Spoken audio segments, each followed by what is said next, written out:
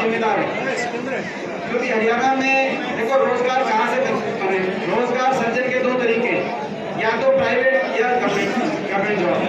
जहाँ तक प्राइवेट की बात है, ना कोई एक औद्योगिक क्षेत्र का खट्टर साहब ने मना कर दिया कि वे कोई औद्योगिक क्षेत्र नहीं लगाएंगे।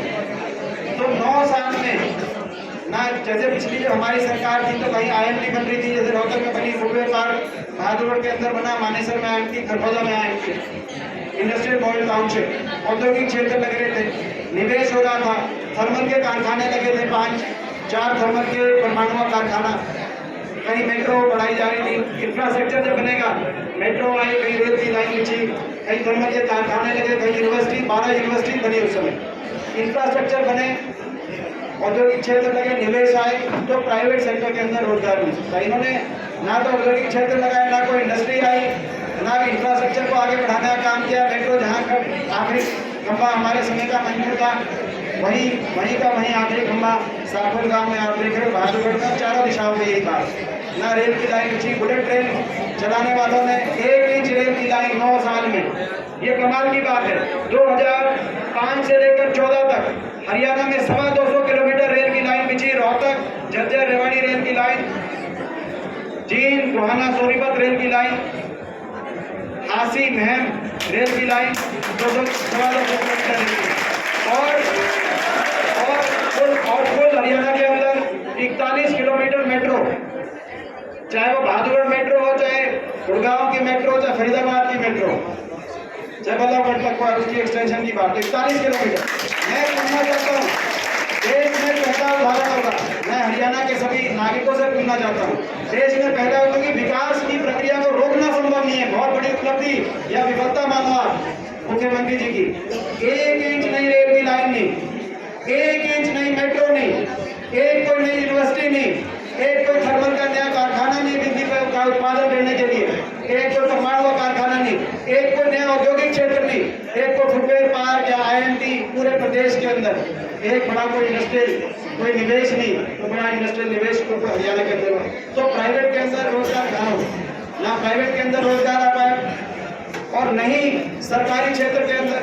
सरकारी क्षेत्र के अंदर तो पक्के जो रोजगार है वो समाप्त किए जा रहे हैं। हरियाणा में कौशल निगम बना दिया, जो पक्की जो जॉब्स थी, 2 लाख से ज्यादा आज भी पद रिक्त है हरियाणा के अंदर, और जो निकाले भी गए भर्ती घोटाले HPSC HSCC के, आज एक करोड़ रुपए उनके दफ्तरों में बरामद हुए, उनके अधिकारियों के पास। भर्ती घोटाले, पेपर लीक, पेपर रद्द, और सारी जो भर्ती है वो उलझी हुई, और कहीं पदों को समाप्त करने की प्रक्रिया, यहाँ तक कि केंद्र सरकार द्वारा भी उसी नीति पे चलते हुए जो फौज की भी थी पक्की भर्ती, 5,500 हर साल फौजी पक्के भरते हुए जाते थे हरियाणा से, आज उसकी जगह 950 अग्निवीर जा रहे हैं। दुख की बात है। तो आज हरियाणा बेरोजगारी में जो नंबर 1 है, आप ही की चिंता नहीं, ये आज हमारी शक्ति आपसे ज्यादा हम लोगों की चिंता है कि हरियाणा आज इस रूप से बेरोजगारी में नंबर 1 पहुंचा है। और यही हमारा सबका मिलकर ये प्रयास है कि आने वाले समय बदलाव हो। हमारे नौजवान जो आज देश में सबसे ज्यादा बेरोजगारी दर का सामना कर रहे हैं, और आज देश में अपराध, नशे, और यहाँ तक कि देश से विदेश की तरफ पलायन करने में मजबूर हो रहे हैं।